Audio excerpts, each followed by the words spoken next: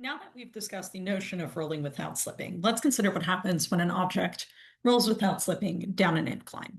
So first, let's mention we'll have an object with mass m. We'll say that this is a sphere with radius r, in which case its moment of inertia would be I is equal to 2/5 mr squared. Let's make it slightly larger.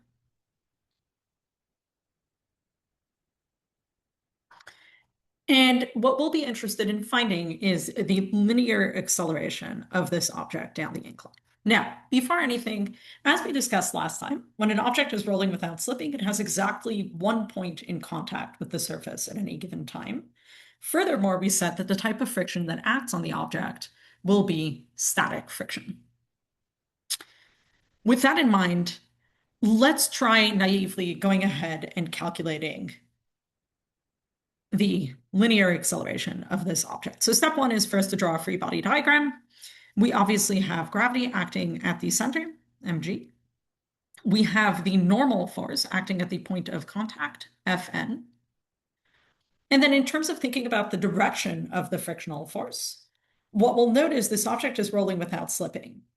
It will be obtaining AV in this direction. And therefore, if in order for it to continue rolling without slipping, we'll need to acquire an omega, which is clockwise.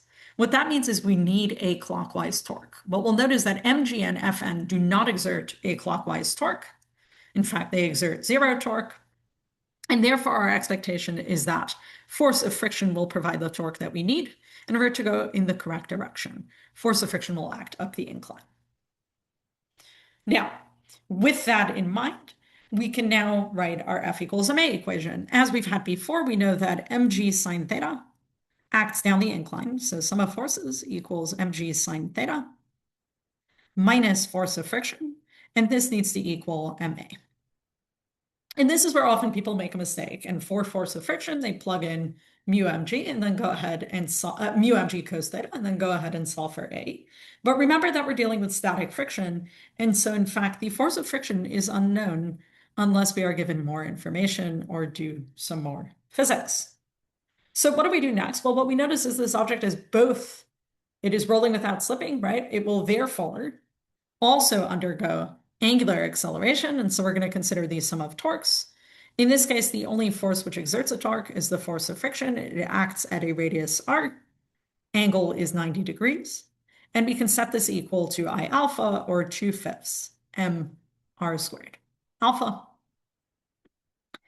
And so now we have a system of two equations in three unknowns. But let's recall that we've said rolling without slipping means that V equals R omega.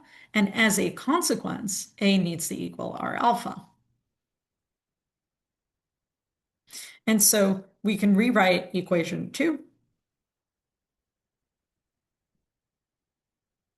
so that we have the following system of equations. mg sine theta minus force of friction equals ma. I will cancel out one factor of r and replace r alpha with a, giving us force of friction is equal to 2/5 ma. And so what we can now do is add our two equations together, giving us mg sine theta is equal to m plus 2/5 m times a, which tells us that a is equal, this is 7/5 m, so a will be equal to 5/7 g sine theta. Now, one nice feature that we'll notice of this solution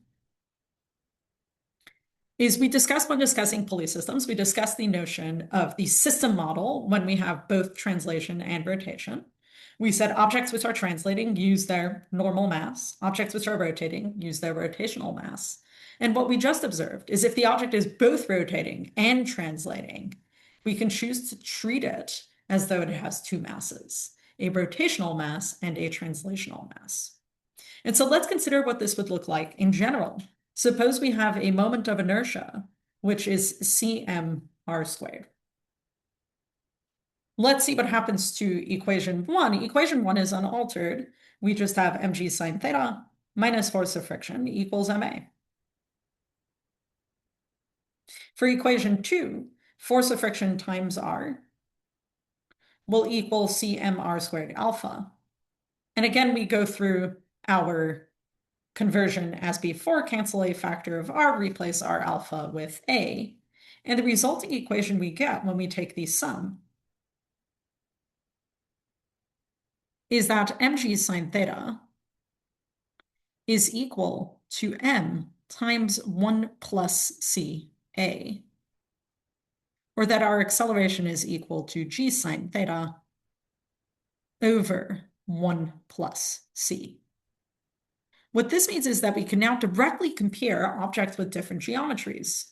For example, if I have a hoop of moment of inertia, or a ring, moment of inertia mr squared, and a disk, so a solid disk with the same mass and the same radius, such that its moment of inertia is 1/2 mr squared.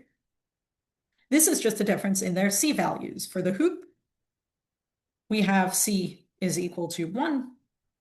For the disk, we have c equals 1/2. And so what this tells us immediately is that the hoop will be accelerating more slowly, and therefore will take more time to reach the bottom of the incline, and will reach the bottom of the incline with an overall slower linear velocity. But we'll discuss that in more detail when we discuss this same problem from an energy perspective.